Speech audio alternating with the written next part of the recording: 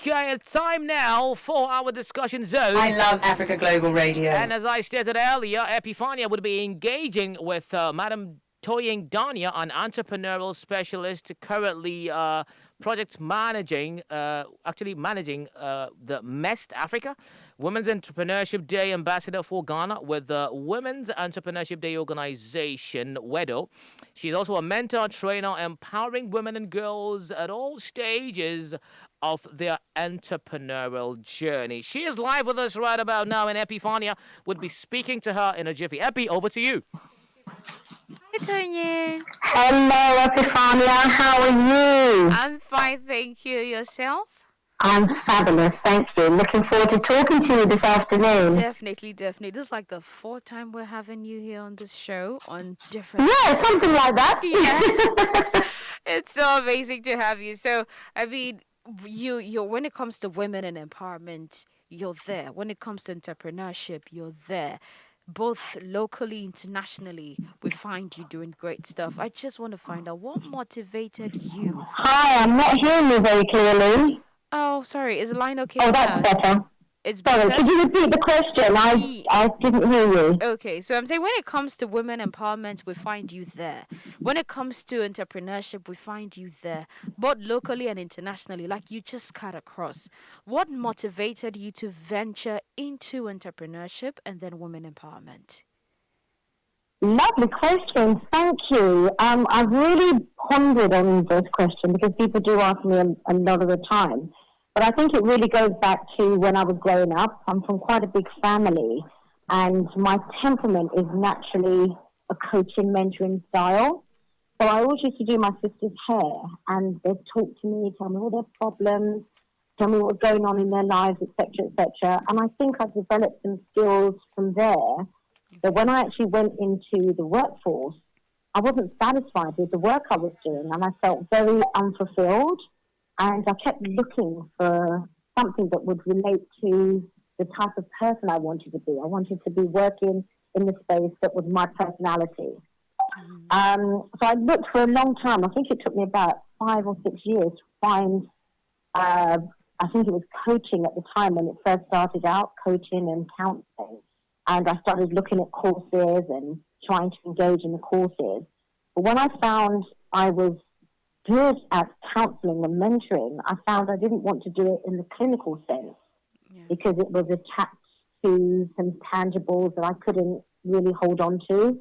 It was about coming off drugs. It was coming off alcohol. It was, there were tangible outcomes, but they weren't resonating with me. So I knew I wanted to attach it to something like business. And when I found the Wandsworth Youth Enterprise Centre, I then spent 10 years there because I finally found my calling, and that was working with young entrepreneurs, helping them with their business plans, helping them to get access to finance, and helping them on their entrepreneurial journey with training, workshops, helping them understand what elements they needed to look good in business and to attract customers, to attract funders, but to actually find their purpose as well through their business. So I think, that's a long way round, but entrepreneurship then got hold of me, and I've not let go of it since. Wow, that's amazing. I mean, I believe that you've had to deal with different women with different attitudes, different mindsets, and different outlooks, both on life and business. And I just want to find out. I mean, meeting all these people, do you, for once or in any way, believe that our upbringing contributes to how women actually condition their minds towards attaining greatness? I think that's why I like focusing on women, because young people and women are the passions that I have around entrepreneurship. But what I find with a lot of my female clients previously and currently is a sense of confidence that they can or confidence that they can't. And the ones that can have other issues, but their confidence isn't it. And I think Generation X are a completely different breed of women. They are awesome in different ways. They've gone on the back of the work that women before them have done and the areas that they can chart, especially in IT and the area that I specialize in now. But I find the different people I meet, confidence comes up at the beginning, middle, and end. and it's something that we really have to start training people from school, from a younger age, that confidence really does cut across all types of industries, all types of skill sets, and you really need to get your handle on where you feel with the confidence about your ability to deliver, your confidence in who you are, your confidence in the journey that you want to take. But even if it's the wrong path, that at least you've investigated it yourself with the confidence that you have. And it may be that you need retraining. It may be that you need a mentor or coach to take you there. You might need to see someone in that space and visualize yourself and realize that that really isn't you. But that will find you the right path. Because I was on the wrong path for a very long time. And once I got onto the right path, it was easy going. So the earlier you find your calling, your purpose, your path, your confidence comes with it, because all you do is build and build on what you want to do. And I always tell people to have passion for whatever you want to do, or it just won't be sustainable. You just won't be able to keep on doing it. That's if you're not passionate about your work, if you're not passionate about the things that you're doing. You can always get paid. You can always, run a business, but does it help you wake up in the morning and, help you reach the heights that you can get to? That's true. Being confident actually puts you on a different level. And I think when confidence and women, when they actually put in the same place, sometimes it turns head and shakes a lot of, male or ruffles male feathers in a way. Have you faced any challenges professionally because you were a woman? It's not so much about ruffling feathers. It's more about awareness raising. We can't do this on our own. If we want women's empowerment, we have to bring men along with us. You'll have brothers, fathers, uncles, cousins who are male, and they need to understand us. They grew up with us. They're around us. So why are we separated when it comes to the workforce? And I read a really interesting article the other day, which is about how you bring up your sons. And they have to go off to university. They have to be self-sufficient. So it's not just a role for the girls to learn how to cook and how to look after themselves and look after a home. Yes, there are people that can do that for you, but you also need to know your standards or how you want to do that. And when you're making decisions and when you're approaching things, it comes with a mindset that's particularly male, a mindset that's particularly female, but we all have to work together. So there's a middle ground that we need to work towards, which I'm really looking forward to seeing how that pans out with Generation X, because, the schools are mixed now, so you are mixing at an earlier age with boys and girls, and it's really interesting to see how teamwork helps everybody work together to their strengths. And some girls have just got fantastic strengths in maths, fantastic strengths in science. Why not look and see how far that will go? Males have that strength as well. But the way they go along that path is different.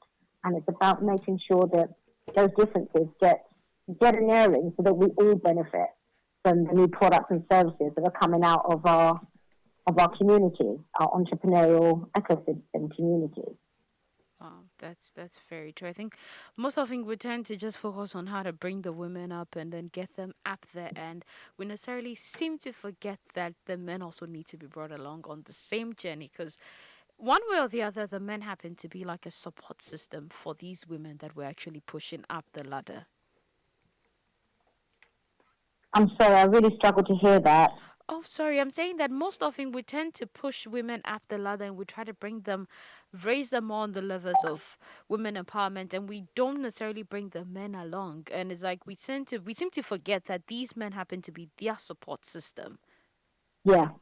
That is very true. So, but everybody needs support. We all need support. It's just true. What type of support are you giving to our girls? And a lot of it is, I'm glad to see that it is changing. I sit on the board for a Street Children charity, and it's really interesting that we have a grassroots entrepreneurial centre that really is about helping the mothers of these street children pick up skills that can actually help them bring income into the home. They're, marginalising community, but they're very skillful and open to skilled learning.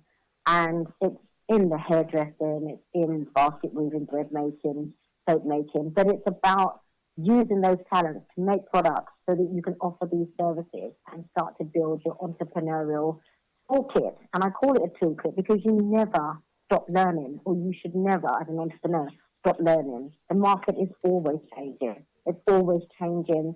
And if you don't follow the trends, I mean, we've just had COVID. A lot of companies have been able to pivot by going into different service areas. And some people just haven't been able to do that. But what they can see is those who have and mirror what they are doing to bring themselves back on board. But I think entrepreneurship skills should be something taught alongside maths and English because it's that important. The next generation are going to be learning about entrepreneurship as an established sector, but they're also going to be learning that any of their skills that they can turn into a business can be something that they can make a career out of. And the traditional career areas, the law, the doctors, etc., they're still going to be there, and they're going to be skill sets for other people. But we want to bring amongst the mix entrepreneurship. That is very true. We're actually looking for it. I think I had a course in my university days, and it was entrepreneurship. I think that was, but in the final year, my level 400, and it was a very short course. It was short. It was as if the lecturer was just brushing on the subject of it and then leaving it at that. So whoever was further interested in it had to go and just do learning elsewhere or try and find other ways to add more to themselves. But it wasn't like a main course that would push you all the way along. Yeah, I think you'll find, with the MBIS and some of the fantastic support organizations that are coming up, you're going to find small and medium-sized businesses really well supported, which is what's been lacking. So people going into entrepreneurship and knowing that they're going to be supported is a really important area.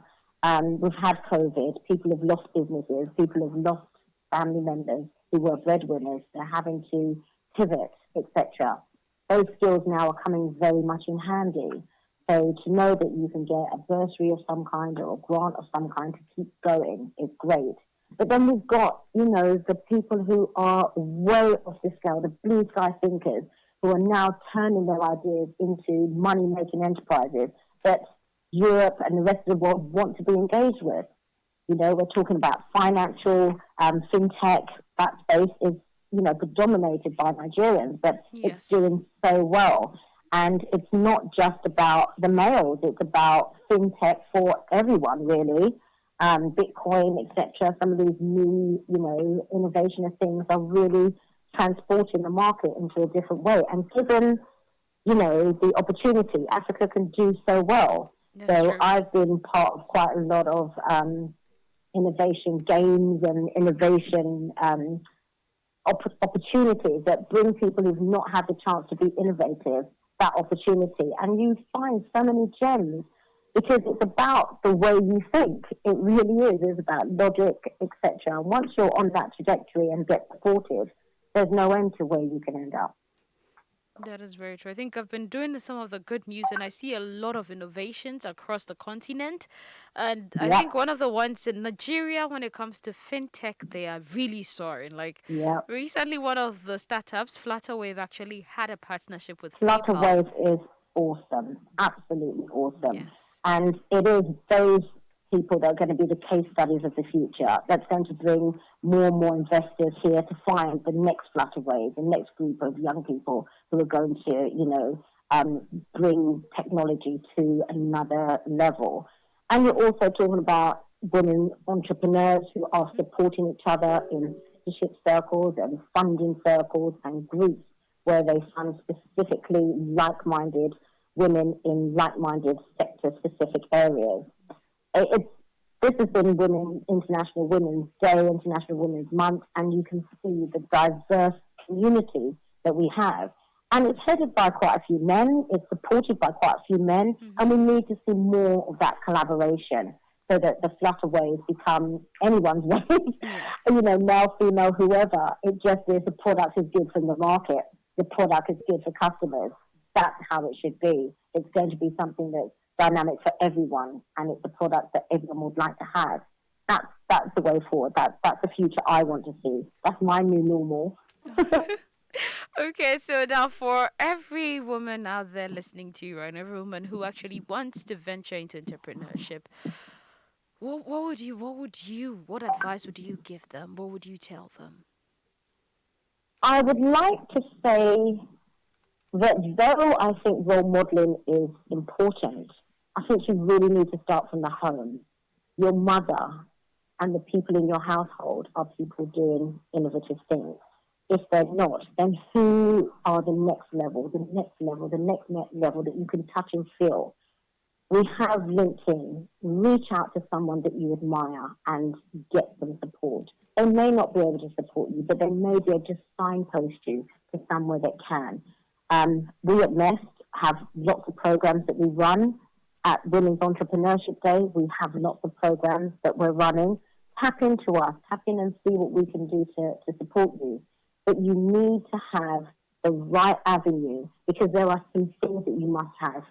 You must understand business. You must understand how business works. It's not just because your parents have given you something that you've inherited that you know how to run a business. There's core skills to everything that you need to learn. And it's an ongoing process, as I've said.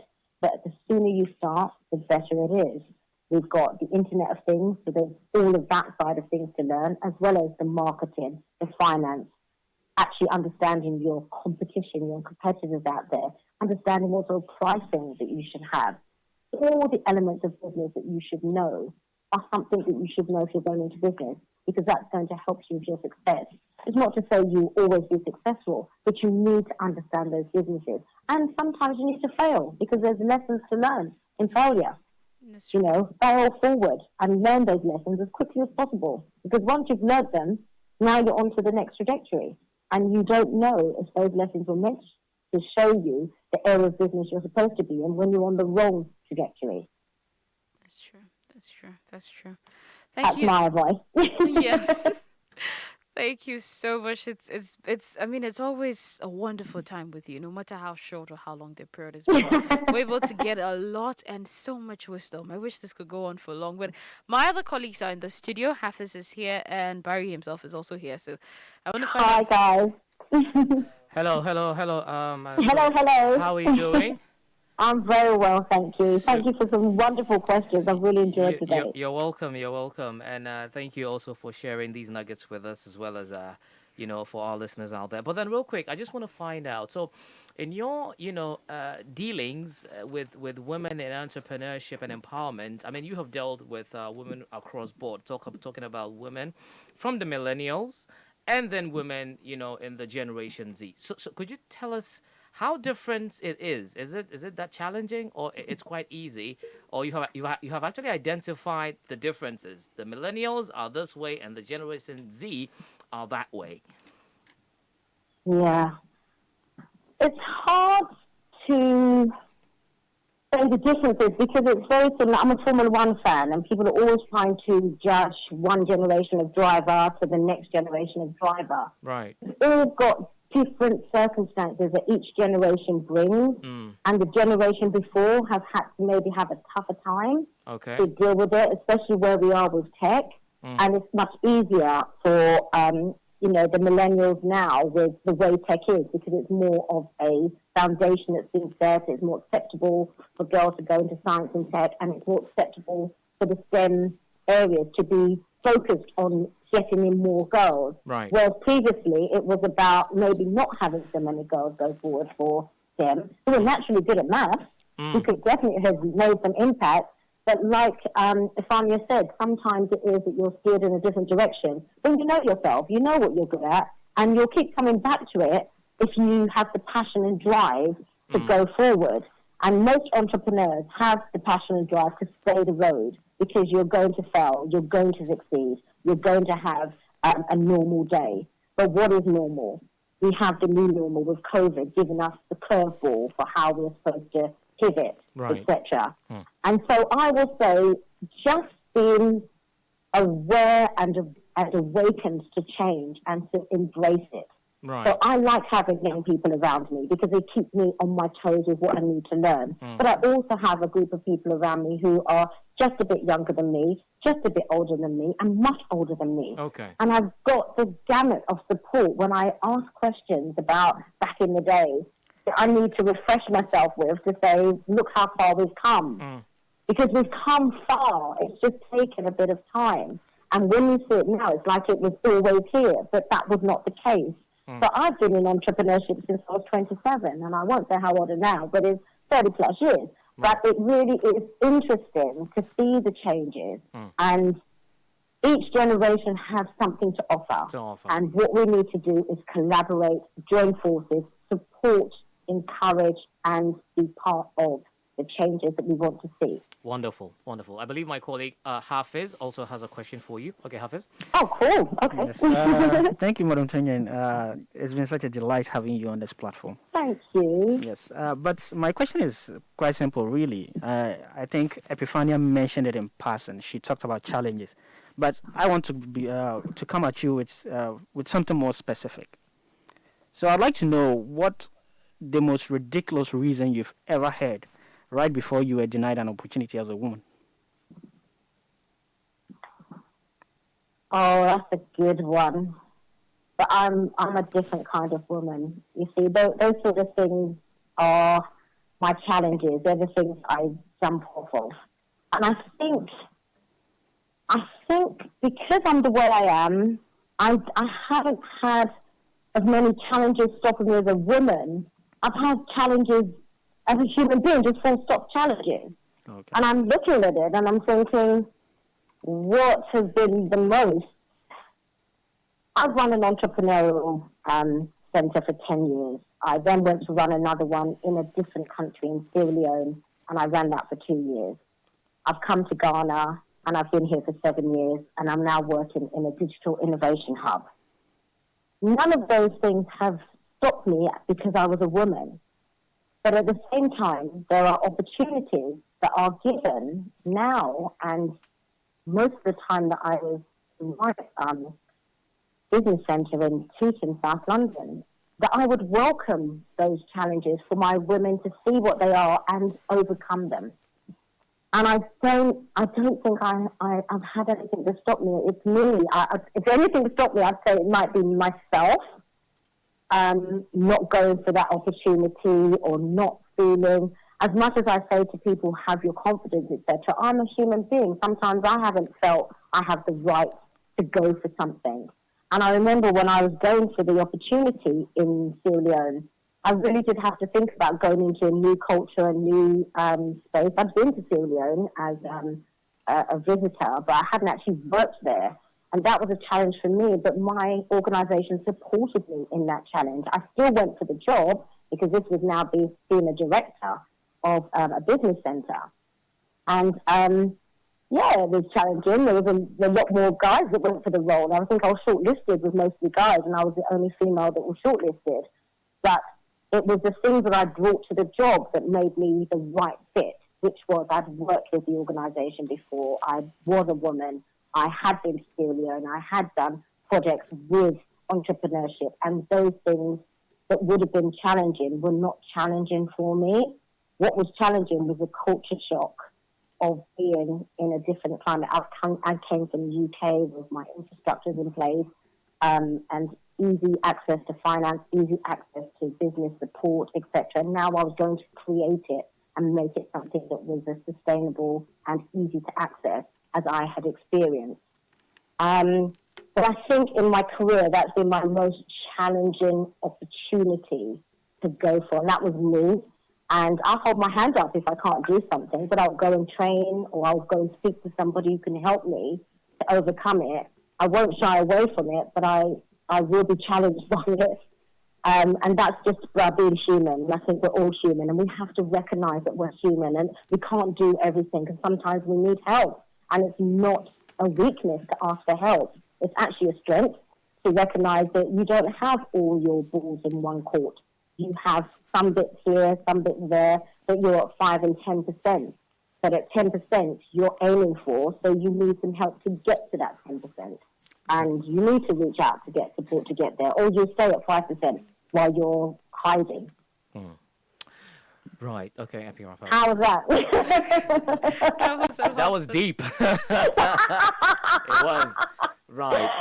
Thank you so much. Thank you so much. Really, really Thank you guys grateful. so much. It's been Have a fabulous amazing. day. Look And forward it's to been speaking to you at another time on Definitely, another definitely. subject.